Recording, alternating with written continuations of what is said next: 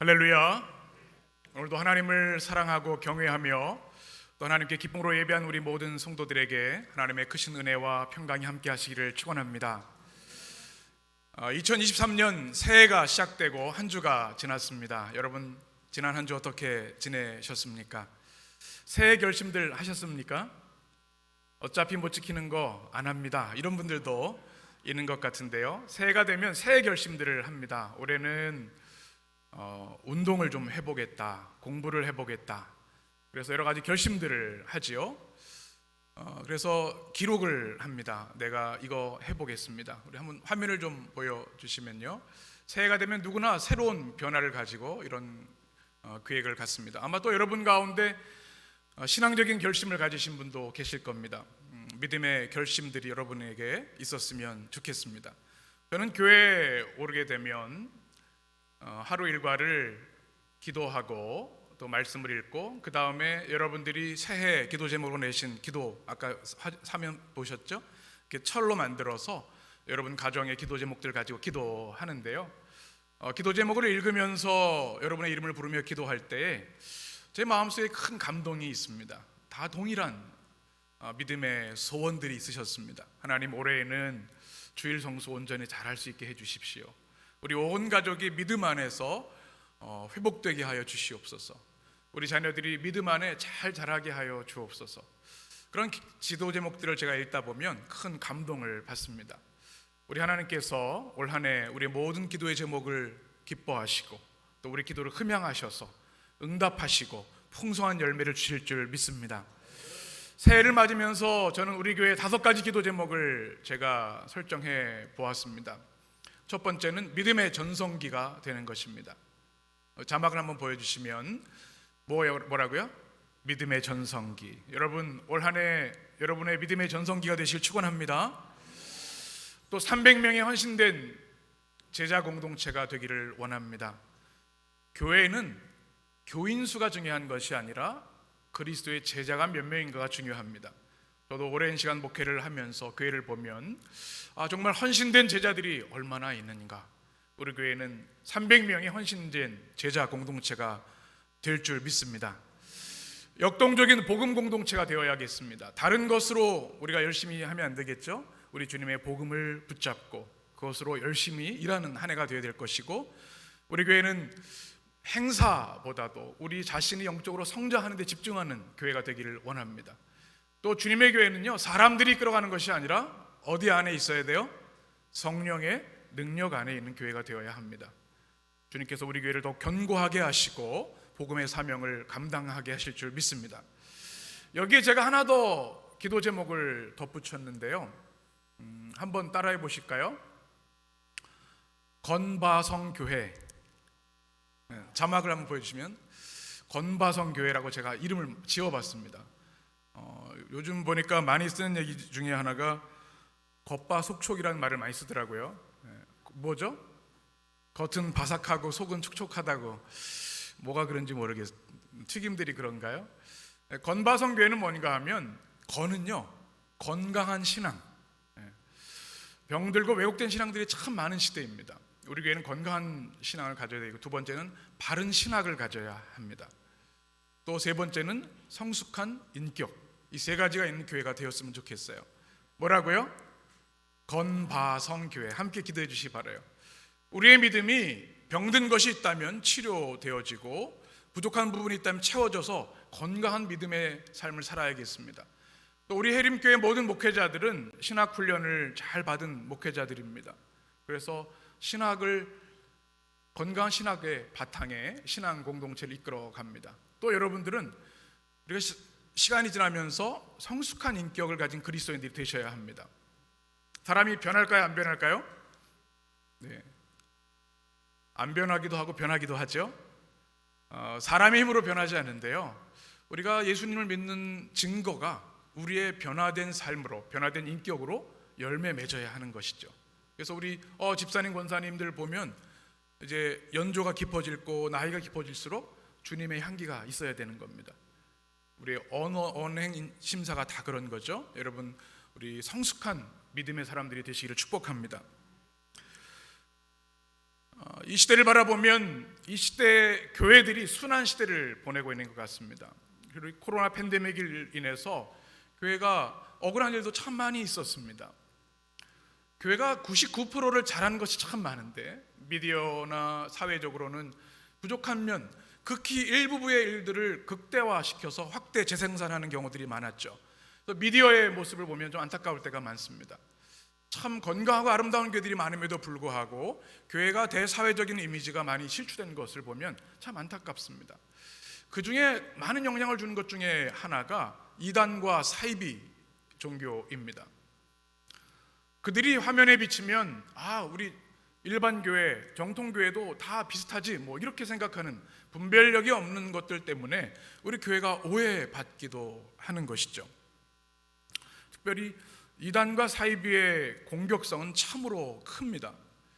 여러분, 우리 교회도 매일 이단들이 편지도 갖다 놓고 제 이름으로 편지도 보냅니다.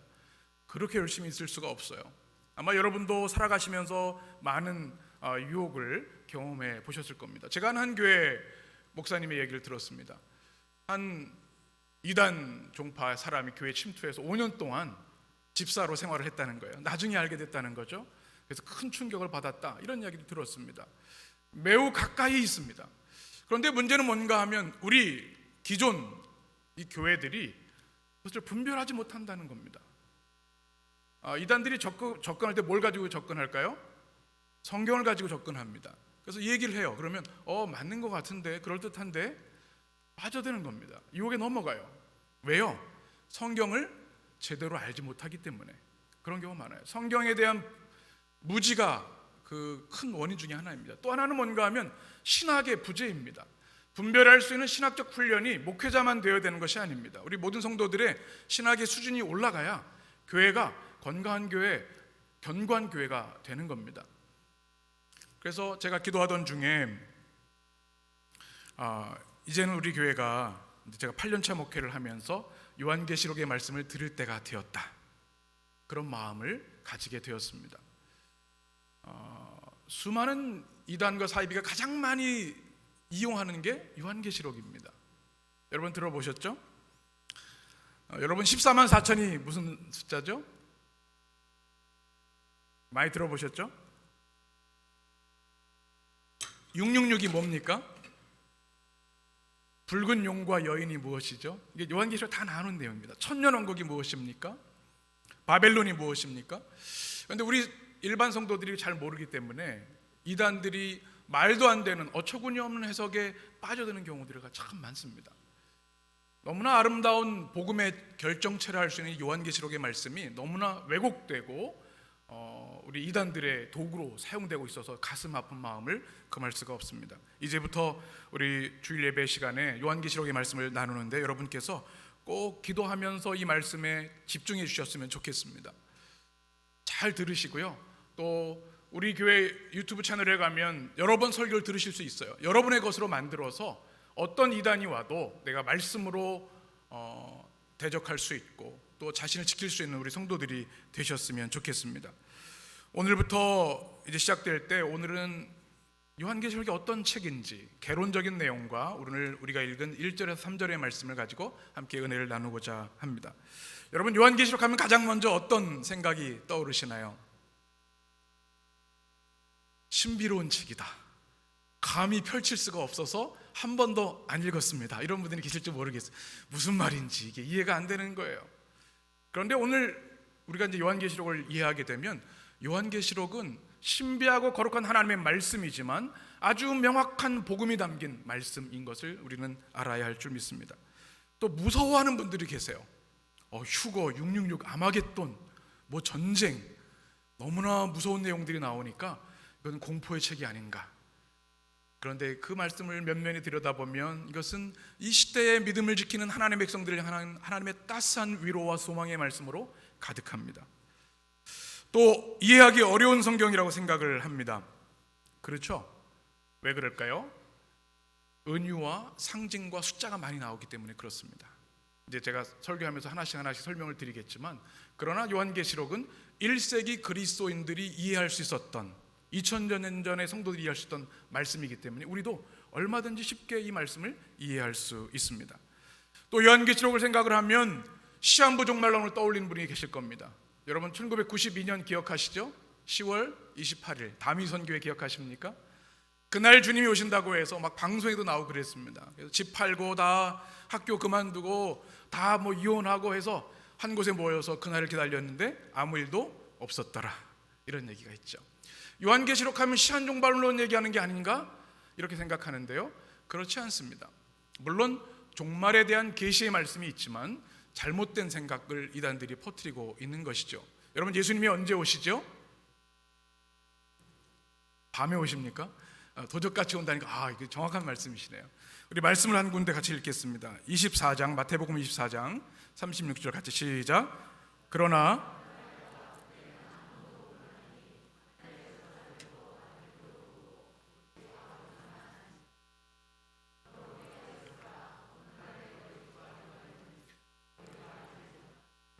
아멘.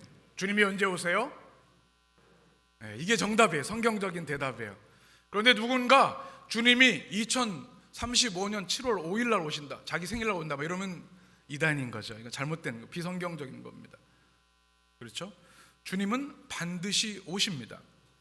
그러나 그때와 시는 아무도 알 수 없습니다. 언제든지 오실 수 있습니다. 오늘 밤에도 내일도. 그러기에 우리는 어떻게 해야 돼요? 깨어 있어야 합니다. 이것이 우리 주님의 재림을 기다리는 신앙인의 자세가 되어야 합니다.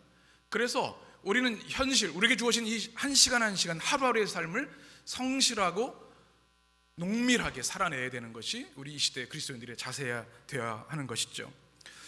근데 요한계시록 말씀을 읽다 보면 이건 미래에 대한 이야기여서 이해가 안 되고 또 무섭습니다, 또 공포감이 사로잡히게 됩니다, 이런 말씀들을 아마 생각하실 수 있을 겁니다. 그런데 이제 말씀을 해설하고 해석하고 들으면서 이 말씀이 바로 나를 위한 말씀이었구나, 이 시대를 살아가는 나를 위한 가장 큰 위로의 말씀이었구나, 그런 아멘들이 여러분의 입술에 고백되기를 간절히 축원합니다.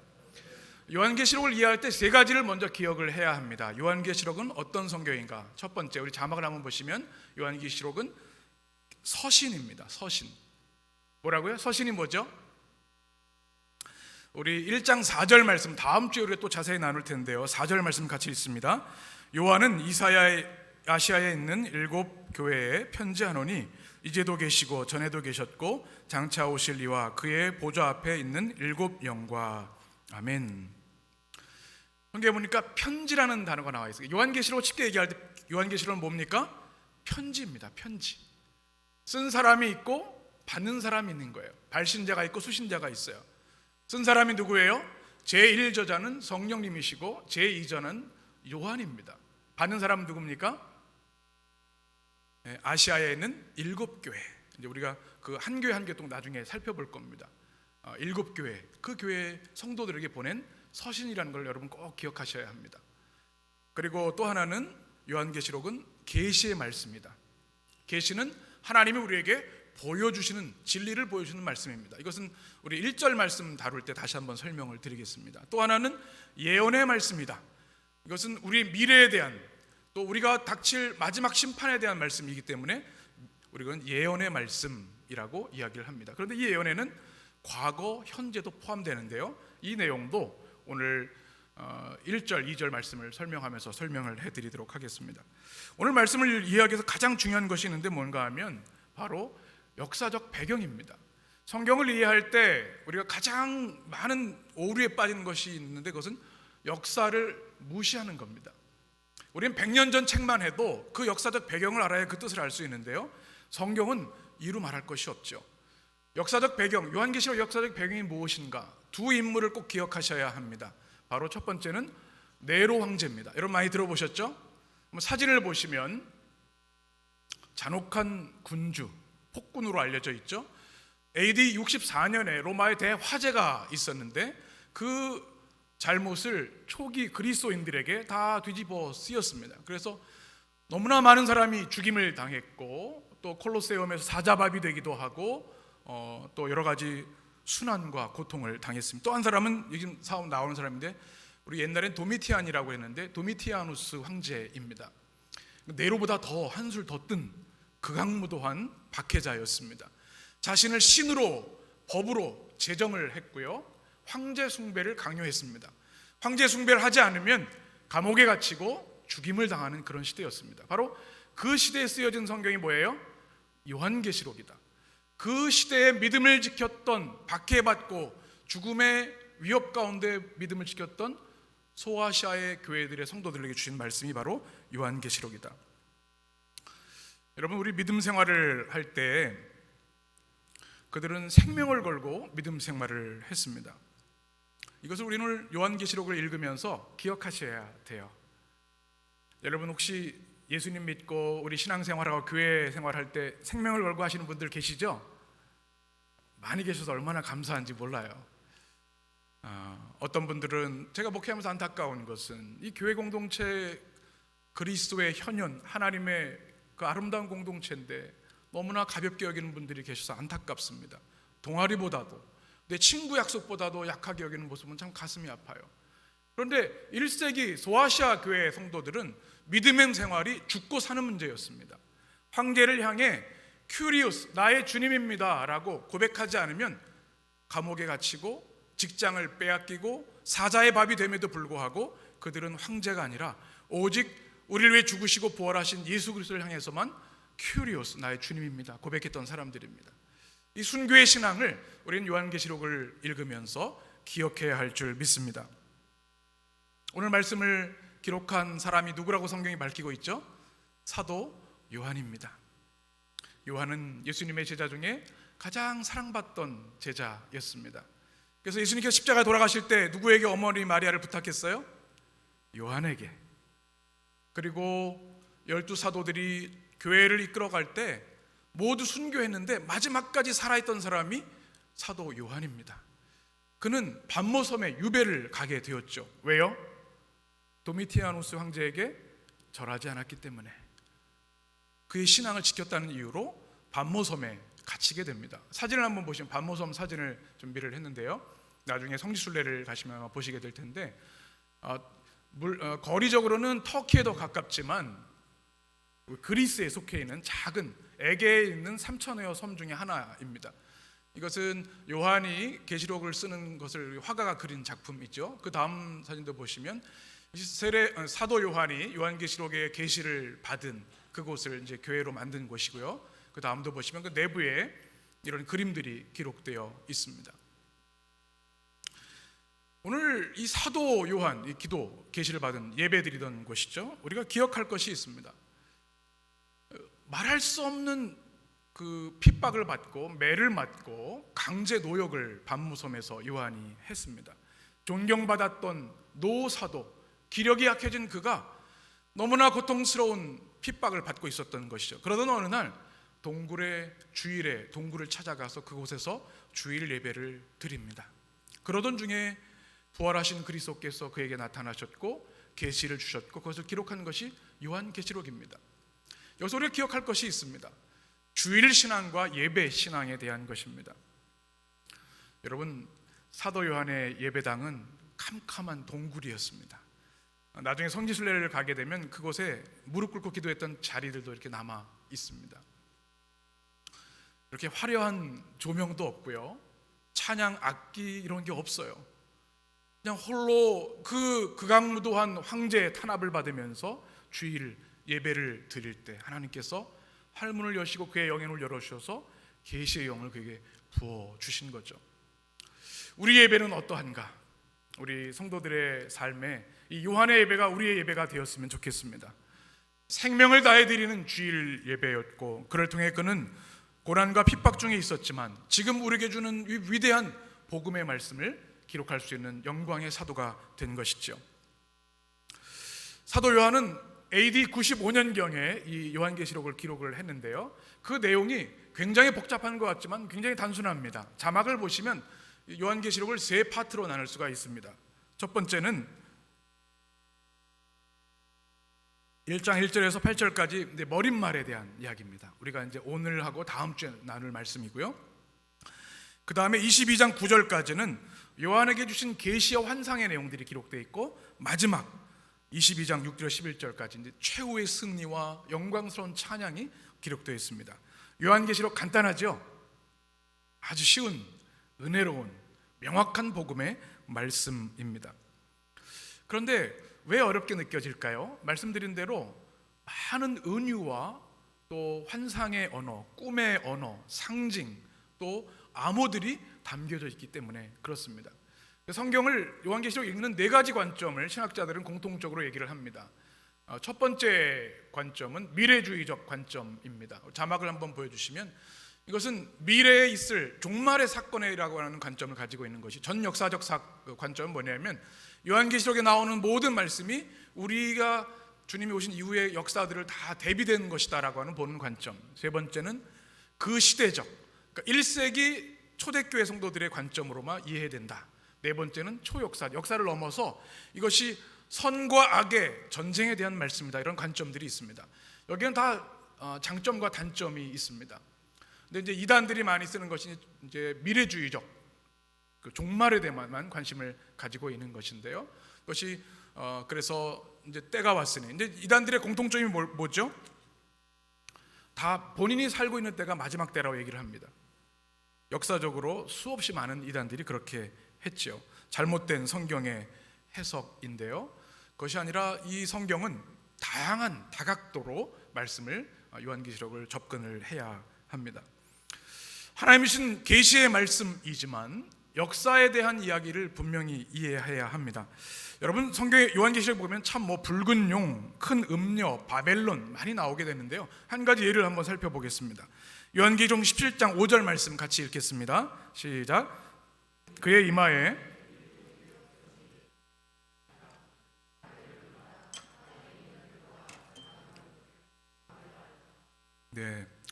무서운 말씀 같이 들리죠? 그의 어미의 이름이 기록되었으니 비밀이라, 큰 바벨론이라, 땅의 음녀들과, 보면 이제 그러니까 음녀들의 이마에 이름이 기록되었다라고 하는 것인데, 음녀는 누구일까요?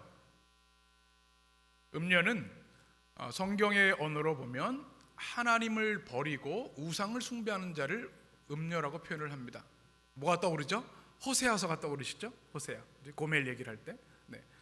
그렇게 음녀가 바로 그 1세기 때에 그리스도를 믿는 믿음을 버리고 하나님을 섬기는 것이 아니라 로마 황제에게 숭배하는 사람들, 또 돈을 숭배하고 권력을 숭배하는 사람들을 음녀라고 표현을 했습니다. 그리고 그의 이름이 기록되었는데 뭐라고 돼 있죠? 비밀이라. 이게 굉장히 중요한 단어. 이거 서신이라 그랬죠? 수신자 1세기 그리스도인들이 보면 이거는 함구해야 되는구나, 우리만 알고 있어야 되는구나 라는 것을 깨닫게 됩니다. 그리고 그 대상이 누구인지, 큰 음녀가 누구인지 밝히고 있습니다. 뭐죠? 큰 바벨론, 이렇게 되어 있습니다. 바벨론. 바벨론이 무엇일까요? 역사적으로 보면은 요한계시록이 AD 92년에 쓰여졌기 때문에 그 당시에는 역사에 바벨론이라는 나라가 없었습니다. 성경에 나오는 것은 신바벨론 제국인데, 그것이 바로 기원전 587년에 유다를 침공하면서 예루살렘 또 하나님의 성전을 파괴한 것이 바벨론이었습니다. 여기서 힌트가 되죠. 그런데 AD 70년경 이후에 살았던 모든 그리스도인들, 유대인들은 이 바벨론 하면 다 아는 암호였습니다. 코드였습니다. 뭘까요? 바로 로마 제국입니다. 로마 제국. 말씀드렸죠? 두 황제가 누구예요? 네로와 도미티니아누스. 극도로 그리스도인들을 박해했던 그 강력한 나라 바벨론, 그것은 바로 로마 제국의 폭정, 악마성을 이야기하는 말씀입니다. 여러분 이해가 되시죠? 이 시대에는 하나님을 대적하는 악의 세력의 총칭이라고 우리 바벨론을 성경을 읽으실 때 이해하시면 됩니다. 상징이 많이 나옵니다. 상징. 요한계시록 12장에서 19장 보게 되면 두 번째 환상 용의 전쟁에 대한 내용이 나오는데, 자막을 한번 보실까요? 해를 옷 입은 여자라는 표현이 나와요. 이거 알 수가 없어요. 그런데 1세기 성도들은 다 아는 겁니다. 하늘의 영광을 입은 교회입니다. 해가 하나님의 영광을 말하죠. 큰 붉은 용은 성도의 피로 물든 사탄, 여자가 낳은 아들을 낳으리니 이것은 그리스도의 탄생과 부활을 말하죠. 이런 내용들을 우리는 상징으로 되어 있기 때문에 이해가 필요한 것입니다. 그러면 여러분 666은 무엇일까요? 666은 무엇일까요? 요한계시록 13장에 있는 말씀을 같이 읽겠습니다. 그가 모든 자 곧 작은 자나 큰 자나 부자나 가난한 자나 자유인이나 종들에게 그 오른손에나 이마에 표를 받게 하고 누구든지 이 표를 가진 자 외에는 매매를 못하게 하니 이 표는 곧 짐승의 이름이나 그 이름의 수라. 지혜가 여기 있으니 총명한 자는 그 짐승의 수를 세어보라. 그것은 사람의 수니 그의 수는 666이니라. 아멘. 짐승의 수라고 하면서 666이 나와요. 누구일까요? 무엇일까요? 조금 이제 이해가 되실 것 같아요. 성경을 보면 숫자가 참 많이 나오는데요. 원래 7이라고 하는 숫자는 완전수, 하나님을 말하죠. 성경에서 가장 좋은 숫자가 3과 4입니다. 그렇죠? 3일치 하나님 4, 또 우리 40일 또 많이 나오지 않습니까? 더해지면 7이죠. 3, 4 곱하기면 뭐예요? 3 곱하기 4는 12. 성경에 계속 나오는 게. 그 다음에 그거 곱이 24 이렇게 되는 거죠. 6은 7, 하나님처럼 되고자 하는 자를 상징하는 언어이기도 합니다. 그런데 그 당시에는 게마트리아라고 하는 그런 전통이 있었습니다. 한번 자막을 한번 보실까요? 헬라어나 라틴어, 히브리어에 음가가 있습니다. 그래서 알파벳마다 숫자가 되는 거예요. 이거를 표현해서 만약에 1, 2, 3, 4 하면 누구 딱 알 수가 있게 되는 거죠. 666은 무엇일까요? 그 다음 사진을 보시면 됩니다. 네로 케이사르, 네로 황제, 그렇죠? 네로 황제를 이제 음가로 하게 되면 666이 되는 거죠. 그러면 짐승이 누구예요? 여기서 나오는 짐승이 초대 그리스도인들을 핍박하고 박해하는 로마의 황제를 말합니다. 그래서 우리 초대교회 성도들은 666 하면 다 아는 겁니다. 로마 황제 이 네로뿐만 아니라 도미티아누스뿐만 아니라 그 로마의 황제들을 일컬을 때 666을 이야기를 했습니다. 그렇게 되면 이단들이 주장하는 것이 얼마나 터무니없는지 알게 되시겠죠? 많이 얘기하는 것이 있습니다. 바코드 얘기 처음에 많이 나왔죠? 바코드 처음에는 막 그러다 이제는 편하니까 그냥 쓰자 이렇게 되는데 그게 뭐 하면 666이 나올 것은 이제 터무니없는 얘기죠. 베리칩에 대해서 여러분 들어보셨습니까? 인식한 칩이라고 그러죠. 그래서 그게 뭐 짐승의 표다. 그것도 역사성을 모르는 몰직한 이해가 되는 거죠. 바로 이 시대를 얘기를 하면 하나님을 대적하고 하나님의 구원의 역사를 방해하는 모든 악의 세력들, 사단의 세력들, 그것들을 총칭한다고 여러분 이해하시면 되겠습니다. 그러면 14만 4천은 무엇일까요? 우리 14만 4천 년에 들어와야지 구원받는다. 집 팔고 다 들어와. 이제 10명 남았어. 마감 임박 이런 얘기를 많이 하잖아요. 14만 4천이 뭐죠? 성경에서 가장 중요한 숫자가 10이라고 말씀을 드렸어요. 구약에는 12지파가 있고 신약에는 12제자와 사도가 있어요. 그렇죠? 하나님 백성의 수가 12입니다. 12 곱하기 10이면 뭐예요? 그 정도는 계산하시죠? 144예요. 거기다 뭘 곱하면 14만 4천이 되죠? 계산이 다 약하신가요? 1000입니다. 1000. 144 곱하기 1000 하면 14만 4천이에요. 1000은 성경에서 헤아릴 수 없이 많은 수를 얘기할 때 1000을 이야기합니다. 14만 4천은 우리가 얘기하는 1, 2, 3, 4에서 14만 4천이 아니라 그리스도 예수의 보혈로 구원받은 셀 수 없이 많은 하나님의 백성을 뜻하는 겁니다. 아시겠죠? 그러니까 1세기를 치고 보면 황제에게 믿음을 빼앗기지 않고 생명을 걸고 그리스도를 고백한 끝까지 하나님을 믿고 하나님을 버리지 않고 믿음을 지킨 성도들이 14만 4천이에요. 그래서 여기는 우리 모두가 포함되는 겁니다. 초대교회에도 교회사에도 오늘 이 시대도 앞으로의 미래에도 주님을 믿고 믿음을 지키는 모든 성도들의 숫자 안에 14만 4천이 들어가는 거예요. 헤아릴 수 없이 많은 하나님의 구원받은 백성의 숫자. 여러분 재밌으시죠? 이렇게 우리가 성경을 이해하면 요한계시록이 참 은혜로운 말씀입니다. 천년왕국에 대한 이야기, 제가 시간이 없어서 이거는 다음에 또 요한계시록 할 때 나누도록 하겠습니다. 그래서 무슨 말씀인가 하면 요한계시록은 고난받는, 핍박받는, 예수님 믿는 것 때문에 직장을 잃어버리고 목숨을 잃어버리는 그 고귀한 믿음을 지킨 성도들에게 주는 위로와 소망과 확신의 복음이 요한계시록입니다. 여러분 아멘이십니까?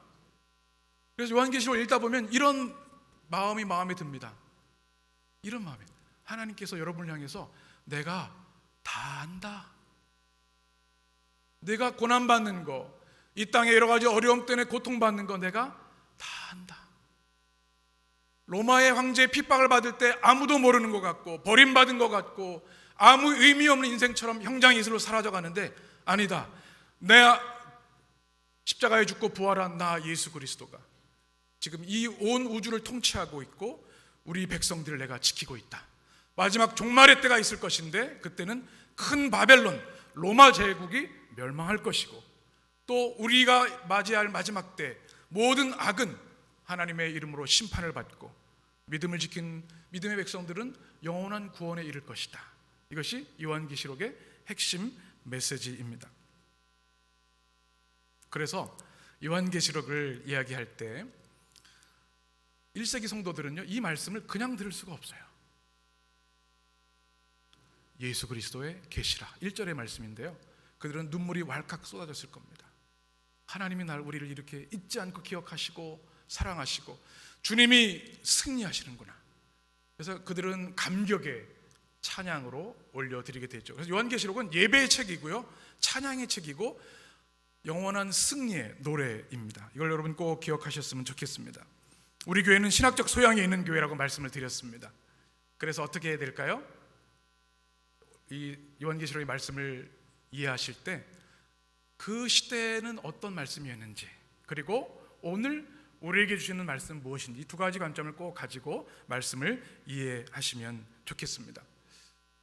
오늘 이제 남은 말씀들이 있는데 시간이 너무 많이 지나서 우리 1, 2, 3절의 말씀은 다음 주에 나누도록 하겠습니다. 여러분, 요한계시록을 말씀을 나눌 때 여러분이 꼭 기억하셨으면 좋겠습니다. 우리 1절만 다시 한번 읽겠습니다. 시작. 예수 그리스도의 계시라, 이는 하나님이 그에게 주사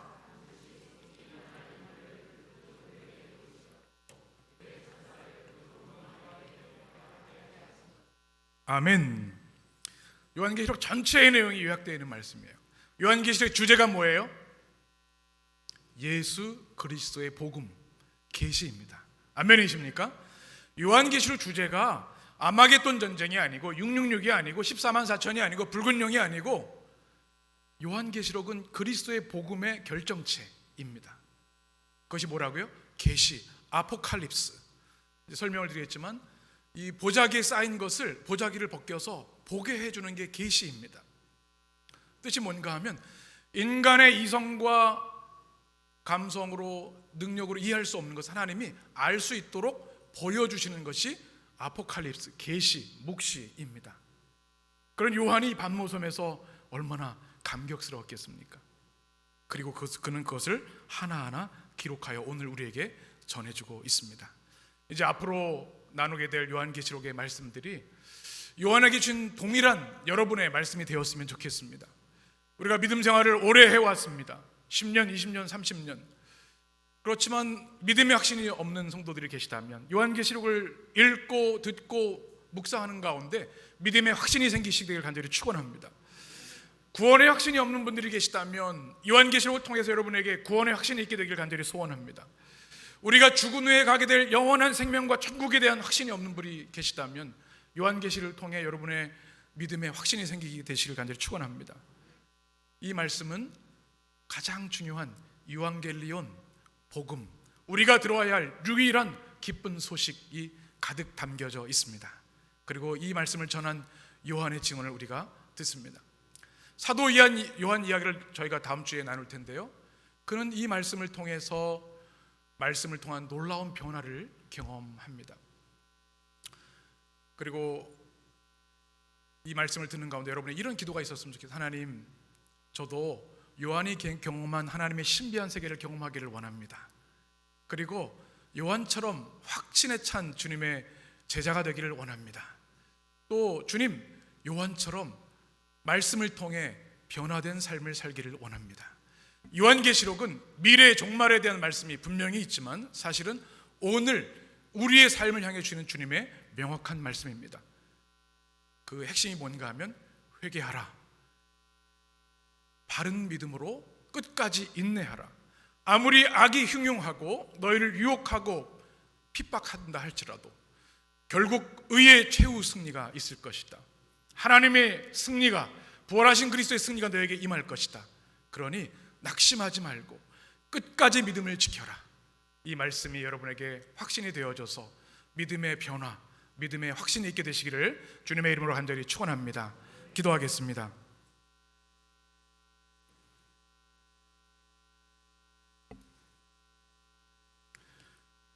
생명의 주 하나님, 오늘 우리에게 요한계시록의 말씀을 열어주시니 감사합니다. 믿음의 눈을 열어 주옵소서. 우리 한 사람 한 사람이 반모섬에 서게 하여 주옵소서. 하나님 앞에 단독자로 컴컴한 동굴에 말할 수 없는 육신의 고통과 아픔과 눈물을 가졌던 요한에게 임하셨던 것처럼 우리 성도들의 삶에 계시의 말씀으로 임재하여 주옵소서. 요한계시록의 말씀이 선포되는 동안에 우리 성도들의 심령에 치유의 역사가 일어나기를 원합니다. 무너진 믿음이 견고해지기를 원합니다. 우리의 인생관, 생사관이 확실해지는 시간들이 되기를 원합니다. 우리가 살아야 하는 이유, 죽어야 하는 이유를 발견하기를 원합니다. 우리의 목숨을 걸고 주님을 섬길 수 있는 확고한 믿음이 있게 되기를 원합니다. 영의 눈이 열려 요한이 보았던 주님의 나라를 보기를 원합니다. 주님, 위로와 소망과 확신으로 말씀으로 우리를 변화시켜 주시고 새롭게 하여 주옵소서. 예수 그리스도의 이름으로 기도합니다. 아멘.